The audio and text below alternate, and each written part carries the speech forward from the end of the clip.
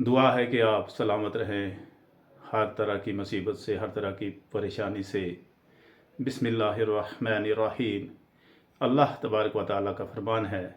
क़द अफ़लहल मुमिनून अल्लज़ीना हुम फ़ी सलातिहिम ख़ाशिऊन।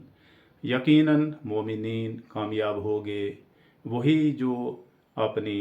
नमाज में खशू करते हैं, अपनी नमाज में आजिज़ी इख्तियार करते हैं। नमाज सबसे बड़ा फ़रीज़ा है। अल्लाह तबारक व तआला ने सबसे ज़्यादा नमाज ही के लिए तलकीन फरमाई है, और फिर उस नमाज के ज़िमन में फरमाया है कि वो मोमिनीन जो अपनी नमाज में आजिज़ी इख्तियार करते हैं। खशू या खशियत के मानी होते हैं डर या खौफ के। जब एक मोमिन या मोमिना नमाज के लिए खड़े होते हैं, वो अल्लाह तबारक व तआला के सामने खड़े होते हैं। दुनिया में अगर कोई एक आम इंसान किसी बादशाह के सामने खड़ा होता है तो वो किस तरह से उसके सामने आजिज़ी से खड़ा होगा, लेकिन वो तो बादशाहों का बादशाह है, और जिसकी बादशाहत को कभी ज़वाल नहीं। उसकी बादशाहत अव्वल से लेकर आखिर अज़ली और अबदी है, और उसी के कब्ज़ा कुदरत में हर जी रूह की जान है। तो लिहाजा अल्लाह के हुक्म के मुताबिक जब आदमी नमाज के लिए खड़ा हो तो उसे बिल्कुल खशियत के साथ, बहुत ही आजिज़ी के साथ नीचे देख कर के, आजिज़ हो कर के नमाज को अदा करना चाहिए। बाज़ दफ़ा ये भी मुशाहिदे में आता है कि बाज़ लोग अपने कपड़ों को दुरुस्त करते हैं, ठीक करते हैं, ऐसे करते हैं, नमाज हाथ भी बांधे हुए हैं, उसके बाद उनको खोल करके कभी कभी दाढ़ी को खुजली करते हैं, और बाज़ तो ऐसे भी करते रहते हैं दाढ़ी को। नमाज गोया पढ़ रहे हैं अल्लाह के सामने खड़े, लेकिन या कहीं से कोई गुज़रा तो उसकी तरफ ही नज़र कर लेते हैं। ये भी बिल्कुल गलत है, हराम है। नमाज के वक़्त जब इंसान क़याम में हो तो उसकी नज़र सजदे की जगह पे होनी चाहिए, और जो अल्फाज वो अदा कर रहा है, अगर वो अकेला नमाज पढ़ रहा है तो बिल्कुल उसे अपने सजदे के ऊपर नज़र रख कर के जो अल्फाज अदा हो रहे हैं उनकी तरफ ध्यान रखना है। अगर वो इमाम की इक्तदा में नमाज़ पढ़ रहा है तो फिर अगर वो जहरी नमाज है तो जो इमाम साहब जो तिलावत कर रहे हैं, चाहे फातिहातुल किताब है या उसके साथ कोई और सूरत है पहले दो फ़राइज़ में, तो बिल्कुल ध्यान से उनको सुनना चाहिए, क्योंकि वो कलाम बारी ताला है जिसकी तिलावत की जा रही है। तो लिहाजा मुराद को या कामयाबी को वही मोमिनीन और मोमिनात पहुँचते हैं जो कि अपनी नमाज़ों में अल्लाह का खौफ अपने ऊपर उसको लाते हैं। खौफ यानी कि हम खड़े हैं उस ज़ात अक़दस के सामने जो कि पूरी कायनात का रब है, उसी के कब्ज़ा कुदरत में हर जी रूह की जान है। तो कामयाबी को तभी पहुँचेंगे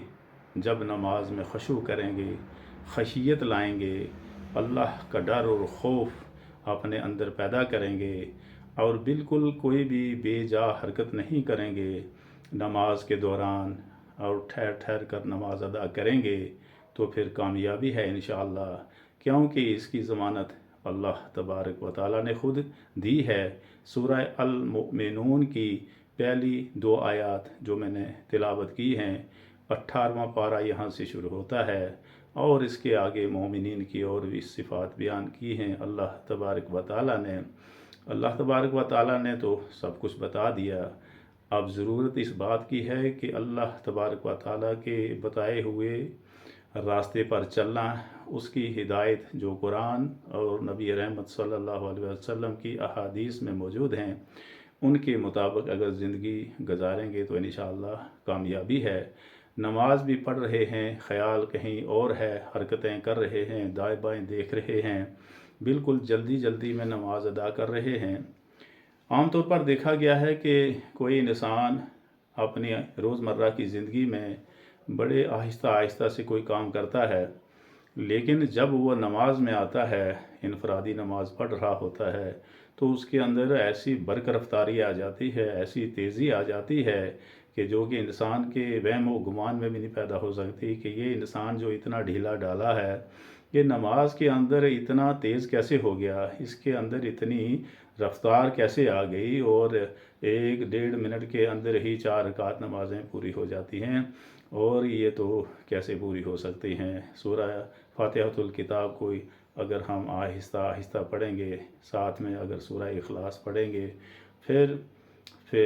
رکوع کریں گے، پھر اس کے بعد 2 سجدے ہیں،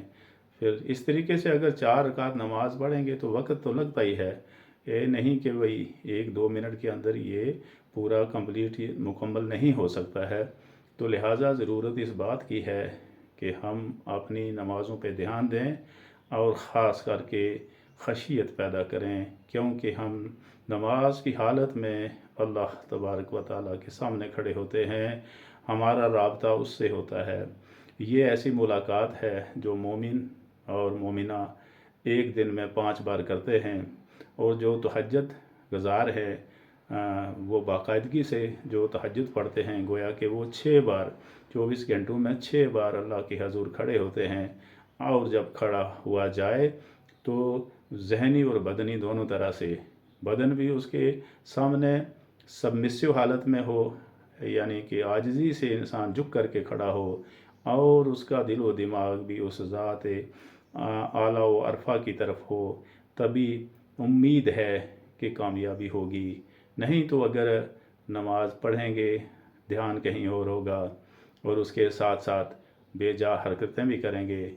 تو پھر کیسے امید کر سکتے ہیں کہ وہ نماز ہماری قبول ہوگی اور قیامت کے دن ہمیں اس کا صلہ ملے گا۔ اللہ تبارک و تعالیٰ سے دعا ہے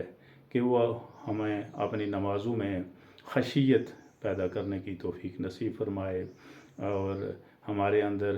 وہ چیز پیدا ہو جائے، وہ اللہ کا ڈر پیدا ہو جائے کہ ہماری نمازوں کے اندر اللہ کا خوف جو ہے وہ موجود ہو، اور ہم بالکل اس کے سامنے جھک کر کے عاجزی کے ساتھ کھڑے ہو کر کے نماز ادا کریں۔ وآخر دعوانا ان الحمد للہ رب العالمین۔